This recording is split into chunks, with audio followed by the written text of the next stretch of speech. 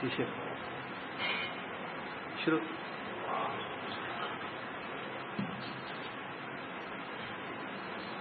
السلام علیکم ورحمۃ اللہ وبرکاتہ. الحمد للہ نحمده ونستعینه ونستغفره ونعوذ باللہ من شرور انفسنا ومن سیئات اعمالنا من يهده الله فلا مضل له ومن يضلل فلا هادي له واشهد ان لا اله الا الله وحده لا شريك له واشهد ان محمدا عبده ورسوله. يا ايها الذين امنوا اتقوا الله حق تقاته ولا تموتن الا وانتم مسلمون. يا ايها الناس اتقوا ربكم الذي خلقكم من نفس واحده وخلق منها زوجها وبث منهما رجالا كثيرا ونساء واتقوا الله الذي تساءلون به والارحام ان الله كان عليكم رقيبا. يا ايها الذين امنوا اتقوا الله وقولوا قولا سديدا يصلح لكم اعمالكم ويغفر لكم ذنوبكم ومن يطع الله ورسوله فقد فاز فوزا عظيما. اما بعد اعوذ بالله من الشيطان الرجيم. وقضى ربك الا تعبدوا الا اياه وبالوالدين احسانا اما يبلغن عندك الكبر احدهما او كلاهما فلا تقل لهما اف ولا تنهرهما وقل لهما قولا كريما واخفض لهما جناح الذل من الرحمة وقل رب ارحمهما كما ربياني صغيرا. ربكم اعلم بما في نفوسكم ان تكونوا صالحين فانه كان للاوابين غفورا. حضرات علماء کرام، محترم بزرگوں، نوجوان بھائیوں، پیارے بچوں، پردہ نشین ماں اور بہن، آج کا عنوان ہے حقوق الوالدین.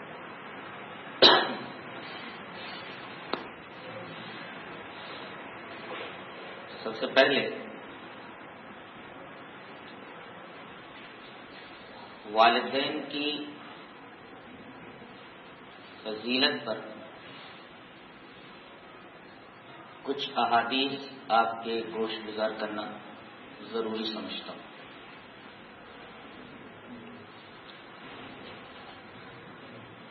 پہلی حدیث اس طرح ہے. قال عبد الله بن مسعود رضی اللہ تعالی عنہ سألت رسول الله صلی اللہ علیہ وسلم أي العمل أفضل؟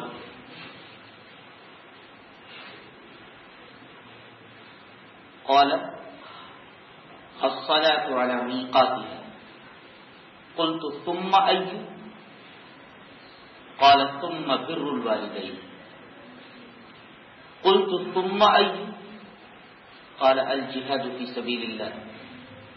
فسكت عن رسول الله صلى الله عليه وسلم ولم استزدته لزادني. رواہ البخاری کتاب الجہاد.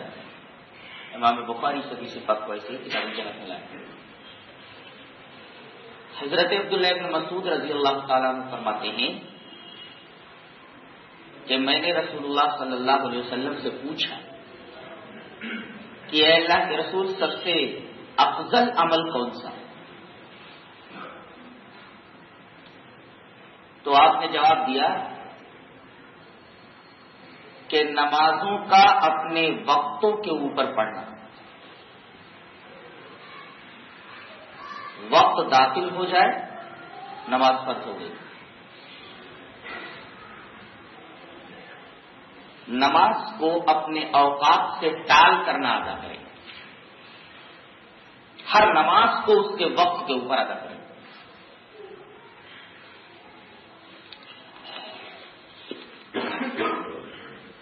پھر میں نے پوچھا کہ اللہ کے رسول صلی اللہ علیہ وسلم اس کے بعد کون سا عمل افضل ہے؟ آپ نے فرمایا اس کے بعد والدین کے ساتھ حسن سلوک کریں.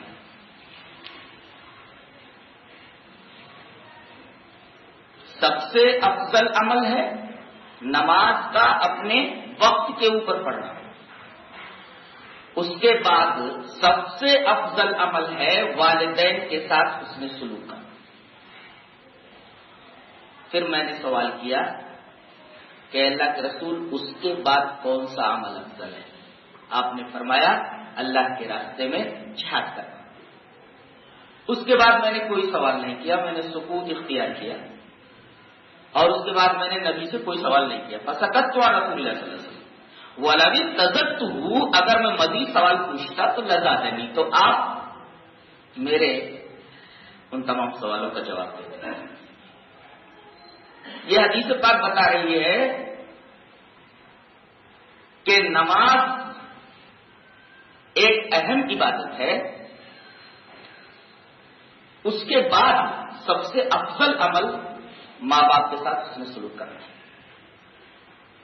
اور آپ قرآن اور احادیث کے اندر غور کریں تو آپ کو یہ بات معلوم ہو جائے گی کہ کہیں اللہ نے اپنی توحید کے بعد، اپنی توحید عبادت کے بعد ماں باپ کے ساتھ حسن سلوک کرنے کا حکم دیا ہے، اور کہیں نماز کے بعد ماں باپ کے ساتھ حسن سلوک کرنے کا حکم دیا ہے۔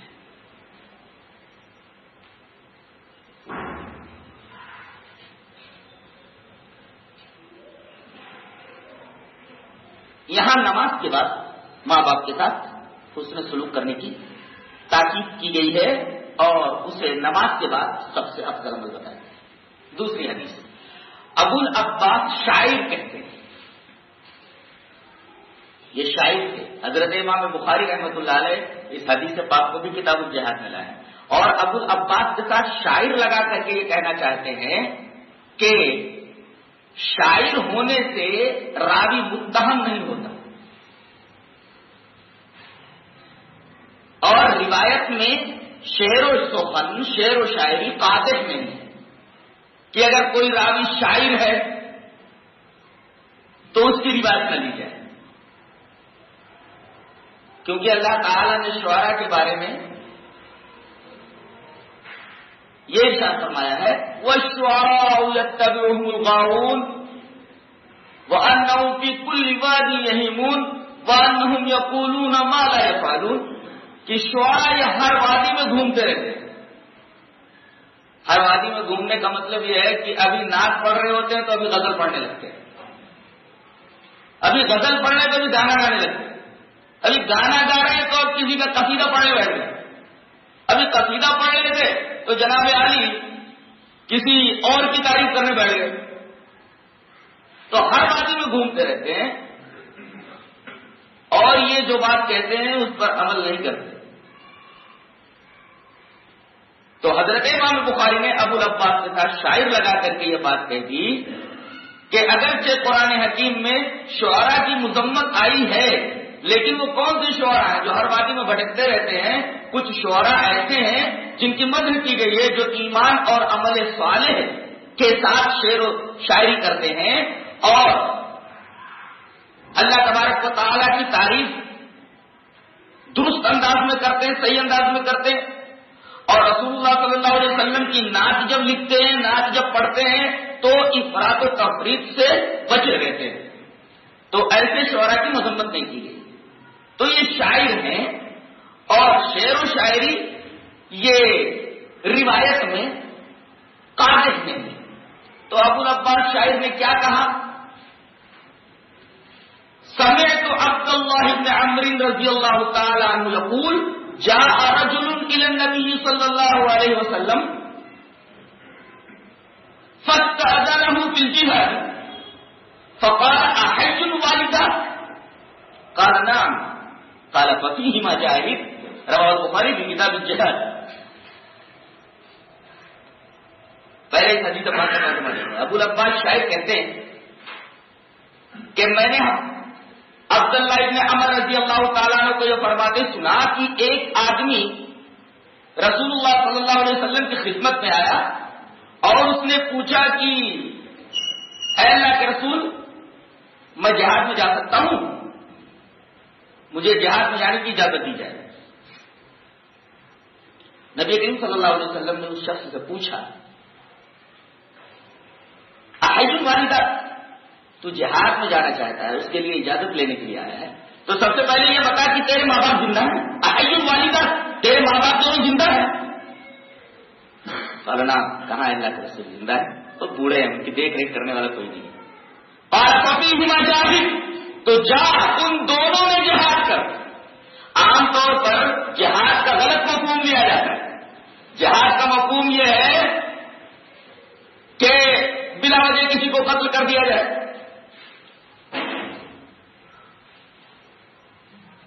بلا وجہ کسی کے اوپر ظلم کیا جائے. اور اب تو عام پروپیگنڈا یہ ہے کہ اسلام جو ہے یہ ٹیررزم اور دہشت گردی کا مرادف ہے. اور جہاد کا نام سنتے ہی لوگوں کا ذہن اسی دہشت گردی کی طرف منتقل ہوتا ہے. بخاری شریف کی یہ روایت جو کتاب الجہاد میں ہے بتا رہی ہے کہ جہاد کا صرف وہی مفہوم نہیں ہے کہ میدان جنگ میں مخالفین اسلام سے مقابلہ کیا جائے، بلکہ جہاد کی کئی قسمیں ہیں. ماں باپ کے ساتھ حسن سلوک کرنا بھی اور ان کے ساتھ احسان کرنا، ان کی خدمت کرنا، یہ سب جہاد کے دائرے میں آتے ہیں.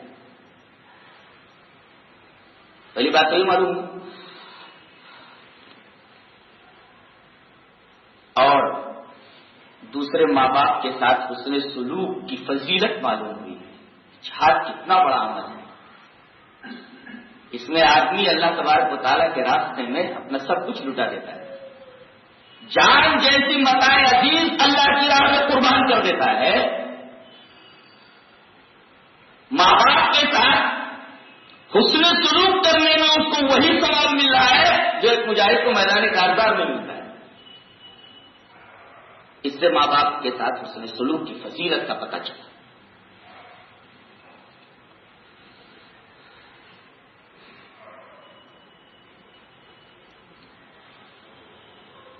اس سلسلے میں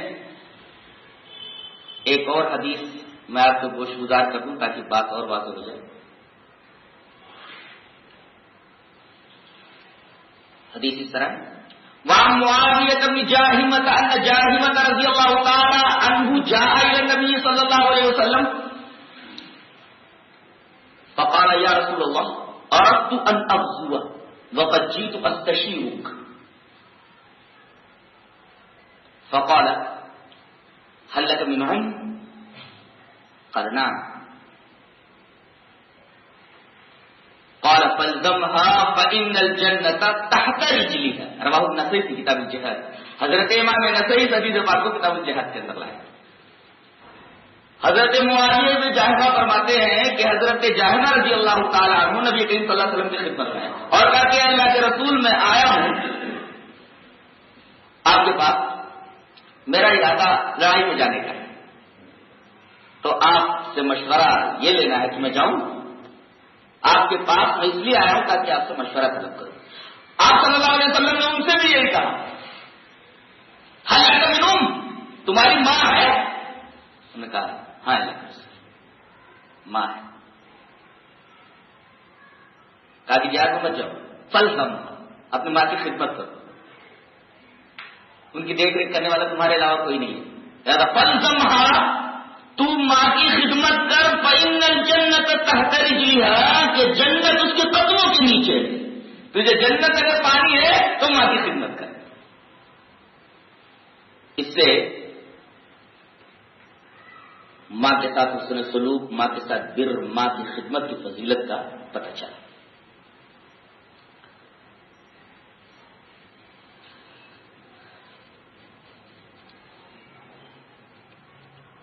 ایک روایت اور گوش گزار کر دوں تاکہ بات اور واضح ہو جائے. وعن ابن عمر رضی اللہ تعالی عنہما ان رجلا اتى النبي صلی اللہ علیہ وسلم فقال یا رسول اللہ اصبت ذنبا عظیما فهل لي من توبہ؟ قال هل لك من ام؟ قال لا. قال فهل لك من خالة؟ قال نعم. قال فبرها. رواه الترمذی فی کتاب البر والصلہ. حضرت امام ترمذی حدیث پاک کو کتاب البر والصلہ کے اندر ہے. حضرت عبداللہ ابن عمر رضی اللہ تعالیٰ عنہ فرماتے ہیں کہ ایک آدمی نبی پاک صلی اللہ علیہ وسلم کی خدمت میں آیا اور اس نے کہا کہ اللہ کے رسول مجھ سے بہت بڑا گناہ سرزد ہو گیا ہے، انی اصبت ذنبا عظیما، مجھ سے ایک بڑا گناہ کبیرہ سرزد ہو گیا ہے، تو فہل لی من توبہ، کیا اس بڑے گناہ سے میرے لیے توبہ ہے؟ نبی کریم صلی اللہ علیہ وسلم نے ان سے پوچھا فہل لک من ام، ماں ہے تمہاری؟ کہا کہ اللہ کے رسول ماں تو نہیں، ماں دنیا سے کیا چیز ہے، لا نہیں۔ تو آپ صلی اللہ علیہ وسلم نے پھر پوچھا هل لک من خالہ، تیری کوئی خالہ ہے؟ انہوں نے کہا کہ ہاں اللہ کے رسول خالہ تو ماں نہیں ہے، ماں کی بہن خالہ ہے۔ نبی کریم صلی اللہ علیہ وسلم نے ارشاد فرمایا فبر رہا، جا اپنی خالہ کے ساتھ حسن سلوک کر، اللہ تبارک و تعالیٰ خالہ کے ساتھ حسن سلوک کرنے کی وجہ سے تیرے اس گناہ کبیرہ کو معاف فرما دے گا۔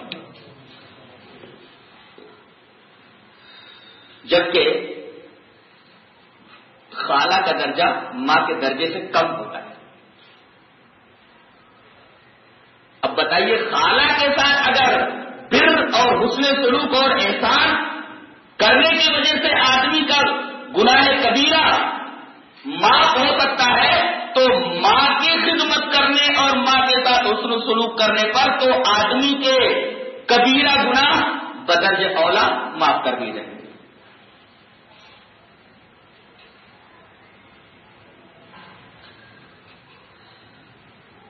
یہ تو ماں کے بارے میں روایتیں تھیں۔ باپ کی فضیلت کیا ہے، اس سلسلے میں آپ کے سامنے دو روایتیں پیش کرتا ہوں۔ پہلی روایت وعن ابن عمر رضی اللہ تعالی عنہ عن النبی صلی اللہ علیہ وسلم قال وعن ابن عمر رضی اللہ تعالی عنہ قال سمعت النبی صلی اللہ علیہ وسلم یقول ان ابر البر ان يصل الرجل اهل اخت ابيه رواه الترمذي في كتاب البر والصلة۔ حضرت امام ترمذی حدیث پاک کو کتاب البر والصلة کے اندر لائے۔ حضرت عبداللہ ابن عمر فرماتے ہیں کہ میں نے نبی کریم صلی اللہ علیہ وسلم کو فرماتے سنا، سمعت نبی صلی اللہ علیہ وسلم نے کیا فرمایا کہ سب سے بڑی نیکی، نیکیاں تو بہت ہیں، آدمی بہت ساری نیکیاں کرتا ہے، سوال یہ ہے کہ سب سے بڑی نیکی کیا ہے کہ اس سے بڑی کوئی نیکی نہیں۔ ان ابر البر، نیکیوں میں کی سب سے بڑی نیکی، سب سے بڑی نیکی کیا ہے؟ نبی کریم صلی اللہ علیہ وسلم نے ارشاد فرمایا ان ابر البر ان يصل الرجل اهل اخت ابيه، کہ سب سے بڑی نیکی یہ ہے کہ آدمی اپنے باپ کے انتقال کے بعد باپ کے دوست کے ساتھ حسن سلوک کرے۔ اللہ،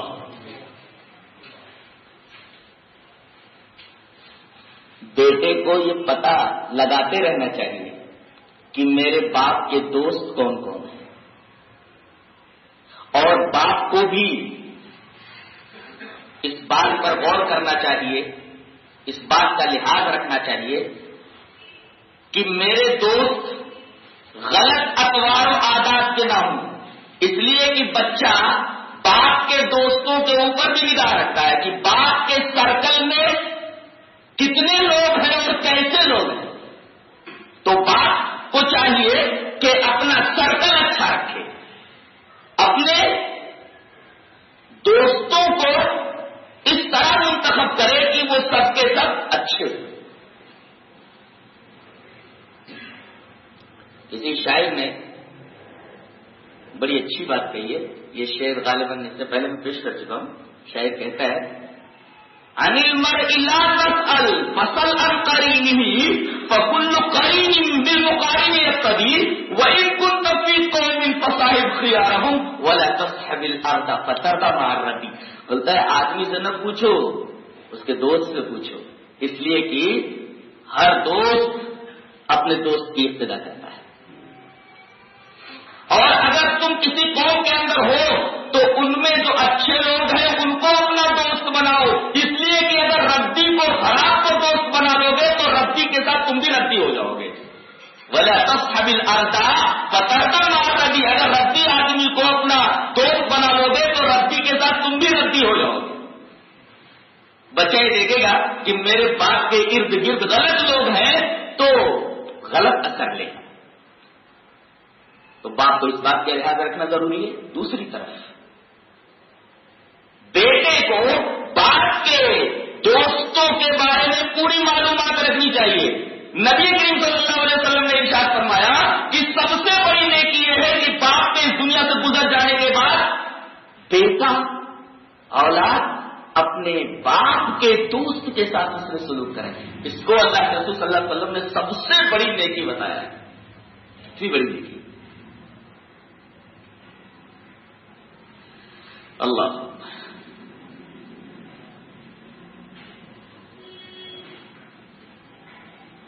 باپ کی فضیلت پر ایک اور حدیث وعن عبد الله بن عمرو رضی اللہ تعالی عنہ عن النبي صلی اللہ علیہ وسلم قال رضا الرب في رضا الوالد وسخط الرب في سخط الوالد رواه الترمذی في کتاب البر والصلہ۔ حضرت عبداللہ بن عمر رضی اللہ تعالیٰ عنہ فرماتے ہیں کہ نبی کریم صلی اللہ علیہ وسلم نے ارشاد فرمایا کہ رب کی خوشی باپ کی خوشی میں ہے اور رب کی ناراضگی باپ کی ناراضگی میں ہے۔ یعنی اگر باپ خوش ہے تو ایسے بیٹے سے اللہ خوش ہے، اور اگر باپ ناراض ہے تو ایسی اولاد سے اللہ ناراض ہے۔ تو باپ کو خوش رکھنا بہت ضروری ہے۔ بڑی قربانیاں ہوتی ہیں باپ کی، بڑی قربانیاں ہوتی ہیں۔ بچہ بیمار ہو جائے، ڈاکٹر یہ بتا دے کہ اتنا پیسہ لگے گا، اپنے آپ کو اگر اسے بیچنا پڑے، گروی رکھنا پڑے، تو باپ اپنے آپ کو گروی رکھنے سے نہیں چکے۔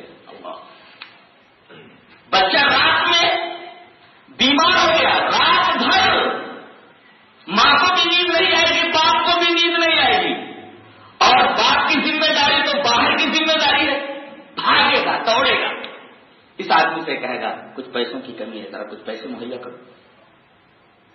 اس ڈاکٹر کے پاس جائے گا، اس ڈاکٹر کے پاس جائے گا، میرا بچہ بیمار، چل کر کے دیکھ لیجیے اس کو کیا ہو گیا۔ ماں باپ دونوں کو نیند نہیں آئے گی، بڑی قربانی ہوتی ہے، بڑی قربانی۔ بچہ جب جوان ہو جاتا ہے تو ان قربانیوں کو فراموش کر دیتا ہے۔ اللہ کے رسول صلی اللہ علیہ وسلم نے ان کی قربانیاں یاد دلائی ہیں کہ باپ اگر خوش ہے تو رب خوش ہے، باپ اگر ناراض ہے تو رب ناراض ہے۔ تو کوئی معمولی بات نہیں ہے۔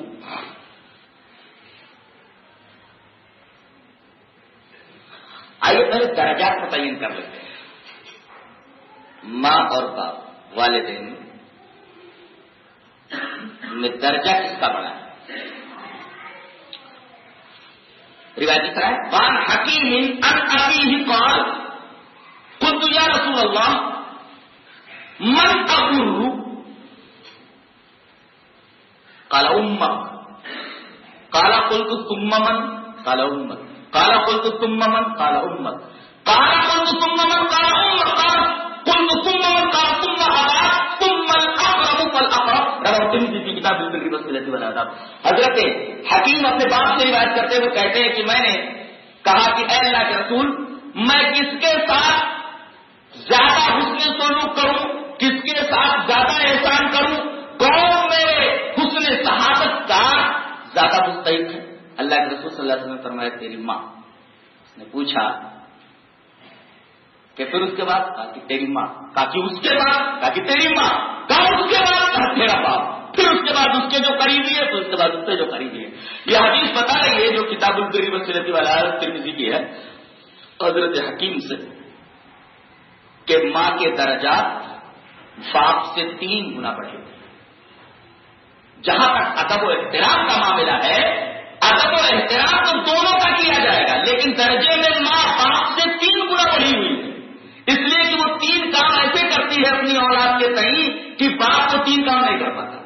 9 مہینے پیٹ میں اٹھاتی ہے، تھک تھک کر کے اس کو اپنے پیٹ میں اٹھاتی ہے، پھر اس کے بعد پیدائش کے وقت جو تکلیف رہتی ہے، پھر اس کے بعد 2 سال مدت رضاعت کو پوری کرتی ہے، اپنا خون دودھ کی شکل میں بچے کے پیٹ میں منتقل کرتی ہے، بچے کا گوشت اس کے خون سے تیار ہوتا ہے، اس کا خون دودھ میں منتقل ہوتا ہے اور دودھ بچے کی غذا بنتا ہے۔ تو ان تین چیزوں میں ماں منفرد ہے، اس وجہ سے اللہ تبارک و تعالی نے ماں کا 3 درجہ باپ سے بلند کر رکھا ہے۔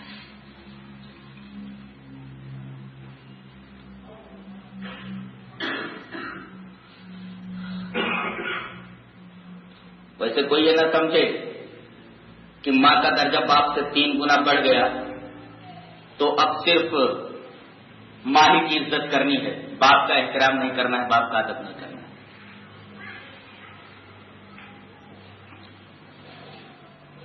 ادب و احترام دونوں کا کرنا ہے۔ ایک سب سے عجیب حدیث بر الوالدین کے تعلق سے میں آپ حضرات کی گوشت گزار کر دوں، بڑی عجیب ہے۔ اس کو امام بیہقی رحمۃ اللہ علیہ شعب الایمان ملا ہے، راوی حضرت ابو بکر رضی اللہ تعالیٰ عنہ، وہ جن سے وہ روایت منسوب ہے کہ مدرک رکوع مدرک رکعت ہے یا نہیں ہے، رکوع کا پانے والا رکعت کا پانے والا ہے یا نہیں ہے، یہ روایت حضرت ابو بکر کرتے ہیں، انہی سے یہ روایت اس طرح ہے۔ وعن ابی بکر رضی اللہ تعالیٰ عنہ قال قال رسول اللہ صلی اللہ علیہ وسلم يغفر كل الذنوب يغفر الله منها ما شاء إلا حقوق الوالدين فإنه يعجل لصاحبه في الحياة قبل الممات رواه البيهقي في شعب الإيمان۔ حضرت ابو بکر رضی اللہ تعالیٰ عنہ فرماتے ہیں کہ رسول اللہ صلی اللہ علیہ وسلم نے ارشاد فرمایا کہ دنیا میں آدمی کوئی بھی گناہ کرے، زنا کرے، چوری کرے، کسی کے ساتھ بدسلوکی کرے، دنیا کا کوئی بھی پاپ کرے تو اللہ تبارک و تعالی کبھی کبھی ایسا کرتا ہے کہ اس بندے کو دنیا میں سزا نہیں دیتا، بلکہ آخرت میں اس کی پوری سزا باقی رکھتا، آخرت میں اس کو سزا دے گا۔ کبھی کبھی ایسا ہوتا ہے کہ دنیا میں بھی اس کو تھوڑی سزا دے دیتا ہے اور آخرت میں جو اس کے لیے سزا ہے وہ تو ہے ہی، لیکن ایک شخص ایسا ہے کہ جب تک اس کو اس کے اس گناہ کی سزا نہ مل جائے اسے موت نہیں آتی۔ ایک گناہ ایسا ہے کہ دنیا میں اس گناہ کی سزا اسے ضرور ملے گی، جب تک اس کو اس گناہ کی سزا اللہ دنیا میں نہیں دے دیتا تب تک اس آدمی کو موت نہیں آتی ہے۔ یہ بات کس نے کہی؟ جناب محمد رسول اللہ صلی اللہ علیہ وسلم۔ کیا ہے حدیث پاک کا ترجمہ دیکھیں۔ حضرت ابو بکر رضی اللہ تعالیٰ فرماتے ہیں کہ رسول اللہ صلی اللہ علیہ وسلم نے ارشاد فرمایا کہ کل الذنوب یغفر اللہ منها ما شاء، کہ اللہ تبارک و تعالیٰ ہر گناہ چاہے تو بخش دے، دنیا میں اس کو سزا نہ دے، اس گناہ کے مرتکب کے اوپر عذاب نہ نازل کرے، الا حقوق الوالدین، مگر ماں باپ کا نافرمان، ماں باپ کی نافرمانی ایسی چیز ہے کہ فإنه يعجل لصاحبه في الحياة قبل الممات، کہ آدمی کو ماں باپ کی نافرمانی کی سزا دنیا میں جب تک نہیں مل جاتی تب تک اسے موت نہیں آتی۔ اپنی آنکھوں سے اگر مشاہدہ کرنا چاہو تو مشاہدہ کر کے دیکھو، ماں باپ کے نافرمان کو اس کے اس گناہ کی سزا جب تک دنیا میں نہیں مل جاتی تب تک اسے موت نہیں آتی، موت سے پہلے اس کو اللہ سزا ضرور دے گا۔ ایک قصہ بیان کیا جاتا ہے نا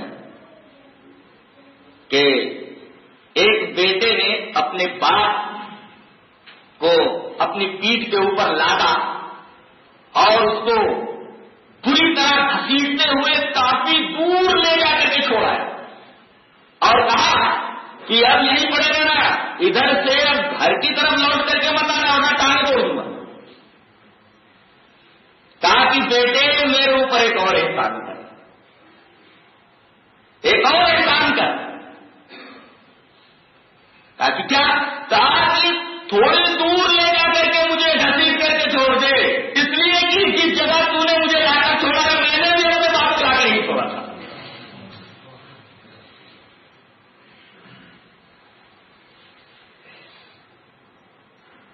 یہ روایتیں بتا رہی ہیں کہ ماں باپ سب سے زیادہ حسن سلوک کے مستحق۔ ان حدیثوں کے بعد اب ہم آیات قرآنیہ کی طرف پلٹتے ہیں۔ اللہ تبارک تعالیٰ نے ارشاد فرمایا وَقَضَىٰ رَبُّكَ أَلَّا تَعْبُدُوا إِلَّا إِيَّاهُ وَبِالْوَالِدَيْنِ إِحْسَانًا.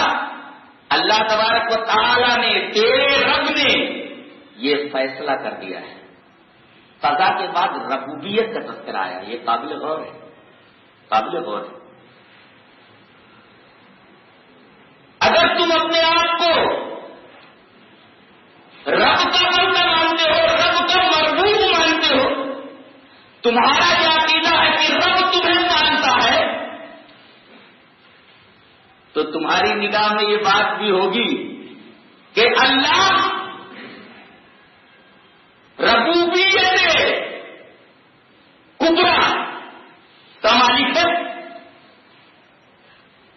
اور ماں باپ ربوبیت صغریٰ کے مالک ہے.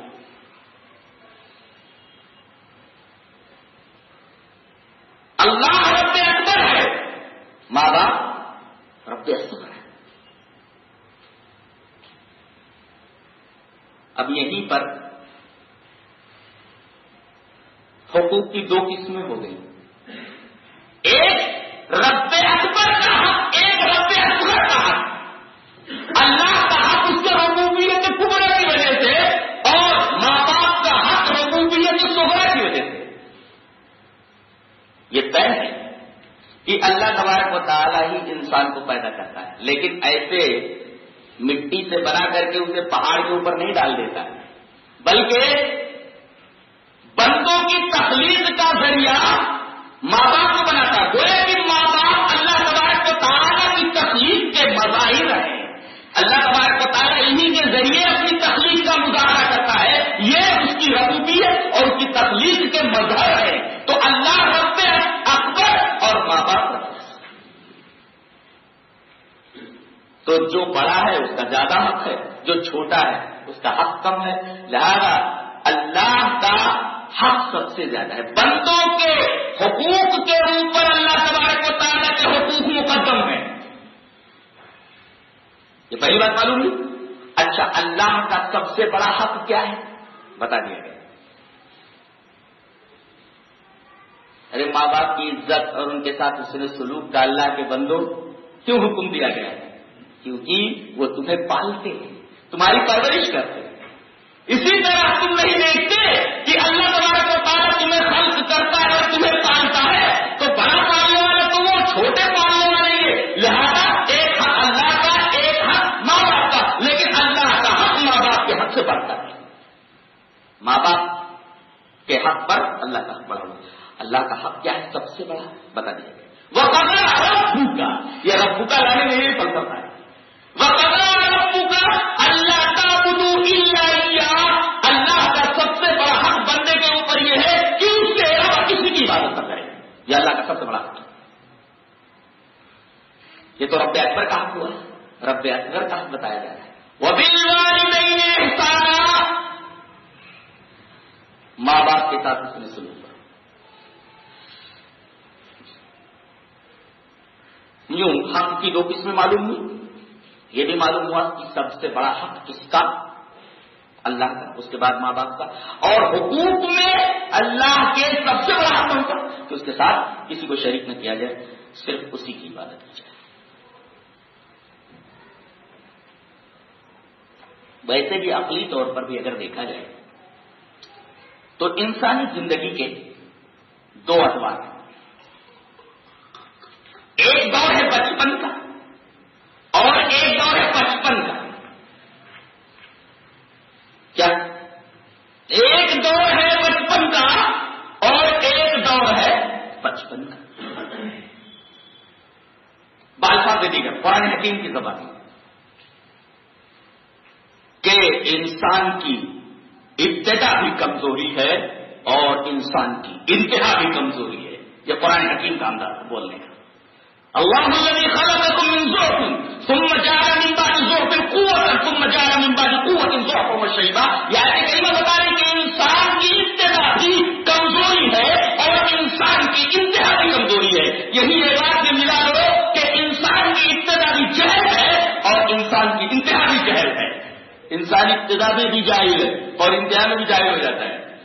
قرآن نے تو یہاں بتا دیا کہ انسان کی ابتدا کمزوری اور انتہا بھی کمزوری ہے. یہ کہا ہے کہ انسان کی ابتدا جہل ہے اور انتہا بھی جہل. اللہ نے فرمایا واللہ الذی اخرجکم من بطون امہاتکم لا تعلمون شیئا.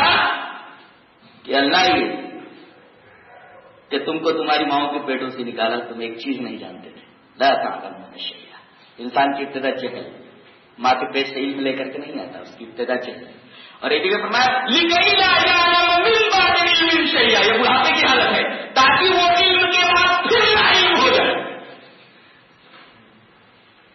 انسان کی ابتدا کمزوری, انتہا کمزوری. انسان کی ابتدا جہل اور انتہا بھی جہل.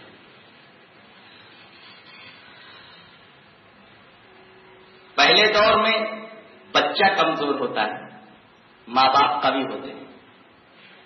بچے کی کمزوری کے دور میں ماں باپ اس کے ساتھ حسن سلوک کرتے ہیں, کوئی تکلیف نہیں ہونے دیتے, ان کے لیے اپنا تن من دھن سب کچھ لگا دیتے بچے کے بچپن میں. اب یہ جو بچے کے بچپن میں جوان سے قوی تھے, یہ جب بچپن میں گئے تو ان کی حالت اس بچے کی سی ہو گئی. اب بچے کے ہاتھ میں وسائل رزق آ گئے اور وہ گھر کا بڑا بن گیا, تو اب جس طرح ماں باپ نے اپنے طاقت کے زمانے میں تمہارے بچپن کا لحاظ کیا, اب جب تم قوی ہو گئے تو اب تم اپنے ماں باپ کے بچپن کا خیال رکھو, لحاظ کرو اور ان کے ساتھ ان ایام کے اندر دوسرے سلوک کرو. اور اللہ نے فرمایا هل جزاء الاحسان الا الاحسان. احسان کا بدلہ احسان سے دو, ورنہ سب سے بڑے احسان فراموش تو تم ہو گئے. دنیا کا سب سے بڑا احسان فراموش ہوا ہے جو اپنے ماں باپ کے احسان کو بھلا دے.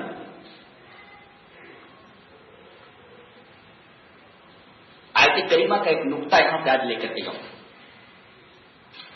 میں نے جب قرآن حکیم کے اس نقطے کے اوپر, اس ترتیب کے اوپر غور کیا تو بدن کے رونگٹے کھڑے ہو گئے کہ اللہ تبارک و تعالیٰ کے اس کلام کے اندر کتنی حکمت ہے, کتنی عظمت ہے, اور کیا بولنے کی سٹائل ہے.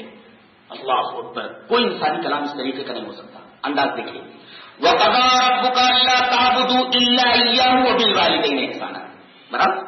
آگے دیکھیے, اما یبلغن عندک الکبر احدہما او کلاہما. ان میں سے ایک کو تم بڑھاپے کی حالت میں پا جاؤ یا دونوں کو. ایک کو پہلے کیوں لایا گیا, دونوں کو بعد میں کیوں لایا گیا؟ پہلے یوں کہا جاتا کہ دونوں کو اگر تم پا جاؤ تو خدمت کرو, اس کے بعد ان میں سے ایک اصلی ترتیب یہ ہونی چاہیے. لیکن اللہ تبارک و تعالیٰ نے پہلے احدہما ذکر کیا ہے, بعد میں کلاہما کہا ہے. ان میں سے ایک کو پالو, جبکہ عقل یہ کہتی ہے کہ پہلے ہونا چاہیے تھا کہ ماں باپ دونوں مل جائے تو خدمت کرو. لیکن یہ کہا گیا کہ ایک ملے. کیوں؟ اس لیے کہ ماں باپ بڑھاپے کی حالت میں کوئی بھی مشکل ان کے اوپر آئے تو دونوں مل کر کے اس مشکل کو حل کرنے کی کوشش کرتے ہیں, اور کتنا بھی بڑا غم ان کے اوپر آ جائے تو ایک دوسرے سے کہہ کر کے غموں کو ہلکا کر لیتے ہیں کہ مجھے یہ تکلیف ہے. بڑھیا کیا بولتی ہے؟ بڑھیا یہ بولتی ہے بچے پتہ نہیں کیسا سلوک کر رہے ہیں, تمہارا کیا خیال ہے؟ اس طرح ایک دوسرے سے بات کو اور غموں کی باتوں کو ذکر کر کے غم کو ہلکا کر لیتے ہیں. اس طرح ان کا غم کٹ جاتا ہے, دکھ بڑھ جاتا ہے, تکلیف ہو جاتی ہے. لیکن اگر وہ تنہا ہو, ماں تنہا ہو, باپ تنہا ہو, غم بانٹنے کہاں جائے؟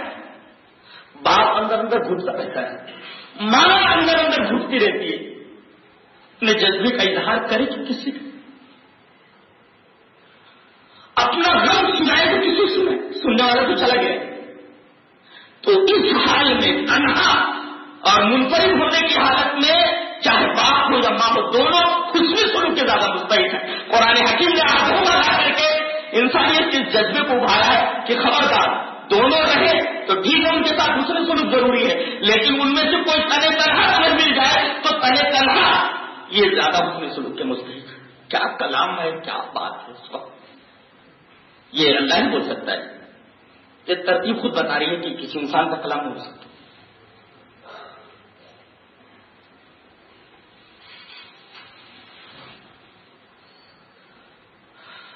تو تمہیں بڑھاپے کی حالت میں ماں مل جائے یا باپ مل جائے، اس حالت میں وہ تمہارے حسن سلوک کے سب سے زیادہ مستحق ہے.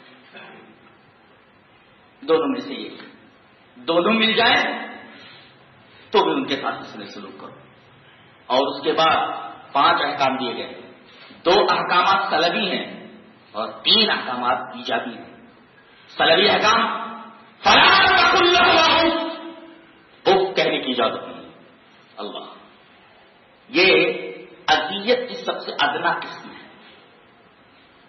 اس کو اور واضح طور سے میں سمجھا دوں. اف کا آپ نے کیا مطلب سمجھا، اس کو میں ذرا کھول کر کے بیان کر دوں.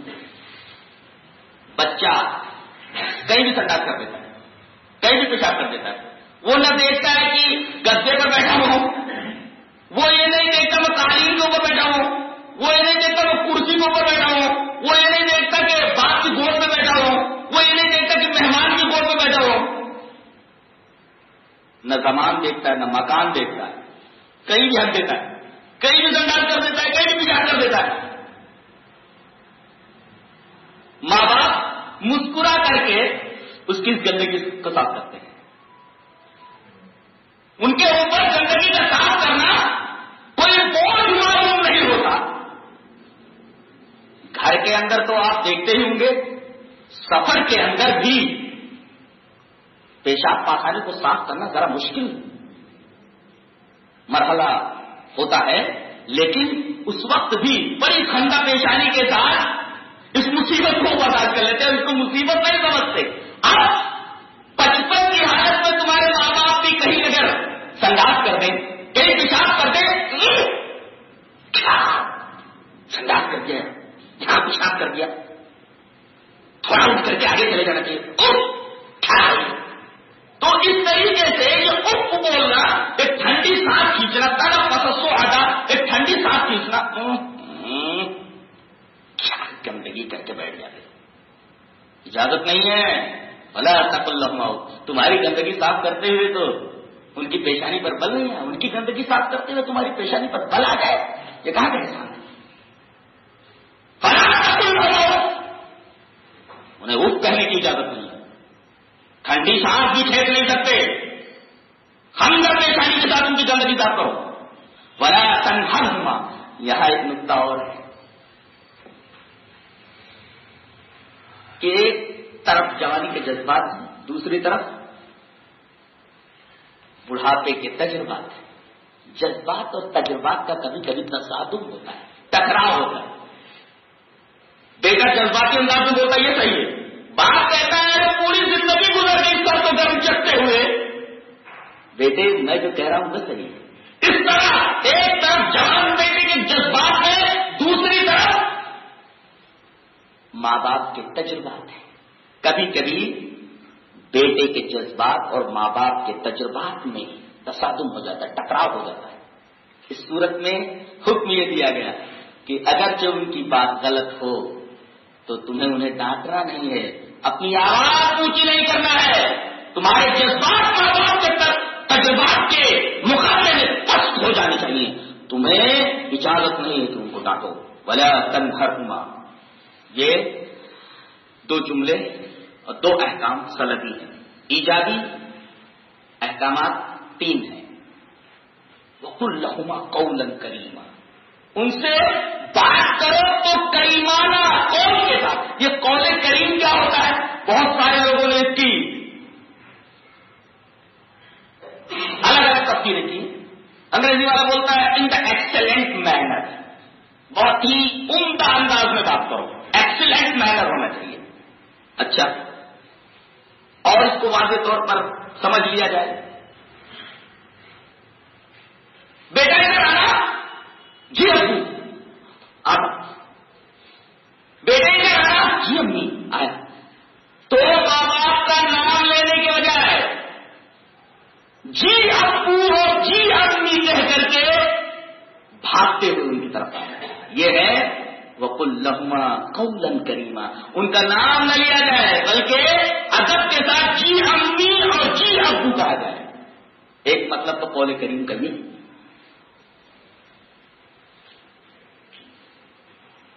اور ایک مطلب یہ بتایا ہے کہ قول کریم کا مطلب کلام العبد المذنب لسیدہ الفضل الغلیظ.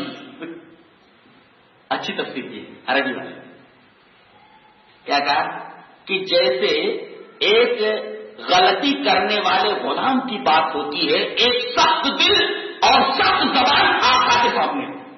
کسی غلام سے اگر کوئی غلطی ہو جائے اور اس کا آقا انتہائی بد زبان ہو، انتہائی سخت دل ہو، بڑا جاہل ہو، بڑا سخت ہو، تو ایک غلطی کرنے والا خادم، غلطی کرنے والا نوکر بطور خاص غلطی کرنے والا غلام کس انداز سے بات کرے گا؟ بہت غلطی ہو گئی، بہت زیادہ غلطی ہو گئی، میں اپنی غلطی کی معافی چاہتا ہوں. اس لیے کہ وہ جانتا ہے کہ اگر تھوڑی سی آواز بلند ہوئی تو ایک یہ بدزبان ہے اور دوسرے سخت دل ہے، جھوٹے سے رہتا بہت بات ہے. تو جس طریقے سے سخت دل اور سخت زبان آقا کے سامنے غلطی کرنے والے غلام کا کلام ہوتا ہے، ایسے ہی تم اپنے ماں باپ کے ساتھ گفتگو کے وقت انداز اختیار کرو کلام کا.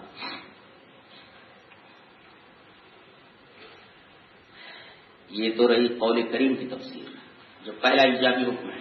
دوسرا ایجابی حکم واخفض لهما جناح الذل من الرحمہ،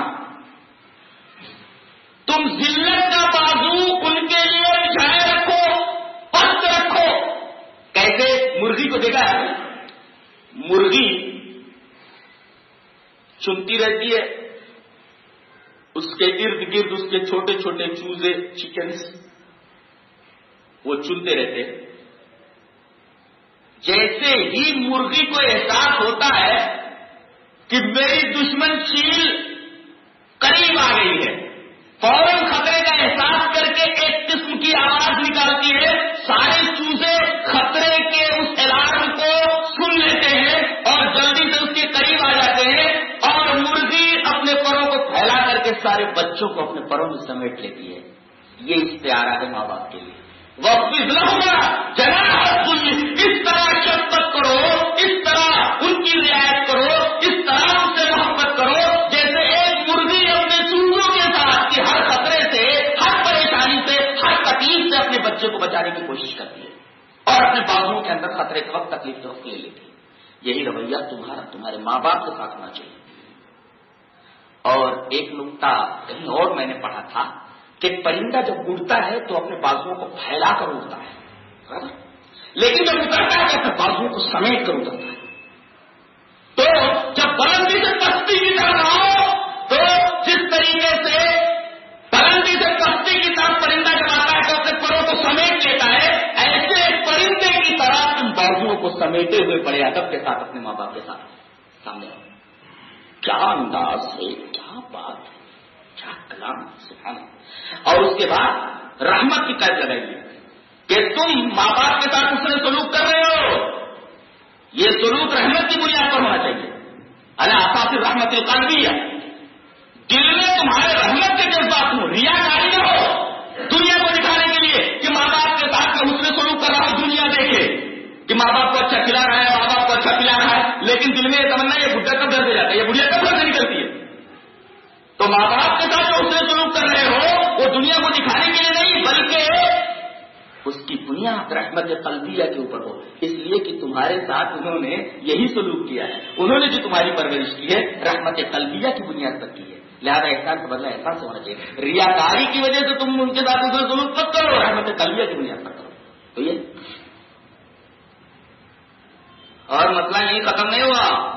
تیسرا ایجابی حکم ہے وقل رب ارحمہما کما ربیانی صغیرا، اپنے ماں باپ کے لیے رحمت کی دعا کرو کہ اے اللہ اگر ان سے کچھ کوتاہی ہو گئی ہے تو ان کی کوتاہیوں کو معاف کرنا. اگر وہ شرک کے اوپر ہے تو بڑے ادب سے ان کے سامنے شرک کی مذمت کی جائے اور انہیں شرک سے دور رہنے کی تلقین کی جائے. اور اگر وہ موحد ہو جائے تو ان کی ہر بات آپ مانیں سوائے اس کے کہ کوئی ایسا حکم دے جس میں معصیت خالی ہو. کرو کہ اللہ ان سے جو کوتاہیاں ہو گئی ہیں ان کو تم معاف کرو. اور آگے اللہ تبارک و تعالیٰ نے یہ فرمایا ربکم اعلم بما فی نفوسکم. اللہ جانتا تمہارے دلوں میں کیا ہے. اسی طرف اشارہ ہے کہ ماں باپ کے ساتھ جو حسن سلوک کر رہے ہو اس کا بدلہ اللہ تعالیٰ تمہیں دے گا، اس لیے کہ وہ دلوں کے حال کو جانتا ہے. تم ان کے ساتھ حسن سلوک کس بنیاد کی وجہ سے کر رہے ہیں، کس بنیاد پر کر رہے ہیں؟ دنیا کو دکھانے کے لیے کہ رحمت قلبیہ کی بنیاد پر. ایک جگہ تو اللہ تبارک و تعالیٰ نے اپنے شکریہ کے ساتھ والدین کے شکریہ کو جوڑ دیا، جہاں اپنی توحید عبادت کے ساتھ ماں باپ کے حسن سلوک کو جوڑ دیا. اور ایک جگہ اللہ تعالیٰ نے اپنے شکریہ کے ساتھ ماں باپ کے والدین کے شکریہ کو جوڑ دیا. کہاں ہے وہ؟ سورہ لقمان میں اللہ نے فرمایا وَوَصَّيْنَا الْإِنسَانَ بِوَالِدَيْهِ حَمَلَتْهُ أُمُّهُ وَهْنًا عَلَىٰ وَهْنٍ وَفِصَالُهُ فِي عَامَيْنِ أَنِ اشْكُرْ لِي وَلِوَالِدَيْكَ إِلَيَّ الْمَصِيرُ کہ تم میرا شکریہ ادا کرو اور اپنے والدین کا شکریہ ادا کرو. دیکھیے وہاں توحید عبادت کے ساتھ ماں باپ کے ساتھ حسن سلوک، یہاں اللہ کے شکریہ کے ساتھ والدین کا شکریہ. اور عجیب بات تو یہاں ایک میں نے اور دیکھی لقمان کے واقعے میں، جب اپنے بچے کو وہ نصیحت کر رہے ہیں، ایک بہت قابل غور بات ہے. اللہ نے یہ فرمایا وَإِذْ قَالَ لُقْمَانُ لِابْنِهِ وَهُوَ يَعِظُهُ يَا بُنَيَّ لَا تُشْرِكْ بِاللَّهِ إِنَّ الشِّرْكَ لَظُلْمٌ عَظِيمٌ وَوَصَّيْنَا الْإِنسَانَ بِوَالِدَيْهِ. نکتہ کیا ہے؟ لقمان اپنے بیٹے کو نصیحت کر رہے ہیں اللہ کے بارے میں. فوراً وَوَصَّيْنَا الْإِنسَانَ کہا گیا کہ تو میرے بارے میں اپنے بیٹے کو نصیحت کر رہا ہے تو میں تیرے بیٹے کے لیے تیری وصیت کر رہا ہوں. لقمان نے نصیحت کی تو اللہ نے وصیت کر دی. اور نصیحت کم درجے کی ہوتی ہے بالمقابل وصیت کے. وصیت کا پورا کرنا ضروری ہوتا ہے. اللہ نے فرمایا ہے میرے بندے لقمان تو میرے بارے میں اپنے بیٹے کو نصیحت کر رہا ہے، وہ یہی نصیحت کر رہا ہے. میں یہ دیکھ رہا ہوں کہ تم میرا حق ادا کر رہا ہے، اب میں تیرا حق ادا کرتا ہوں. تیرا حق ادا کرتا ہوں. تو نے میرا حق ادا کر دیا، اب میں تیرا حق ادا کرتا ہوں. تو نے نصیحت کی تو وصیت کرتا ہوں. وہ وصیت ہے انسان ابھی والد ہے، اور وصیت کا پورا کرنا ضروری ہوتا ہے. ایک نقطہ یہ. اب آخری بات یہ ہے کہ وہی لڑکے غلط راہوں پر چل نکلتے ہیں، وہی بچے وہی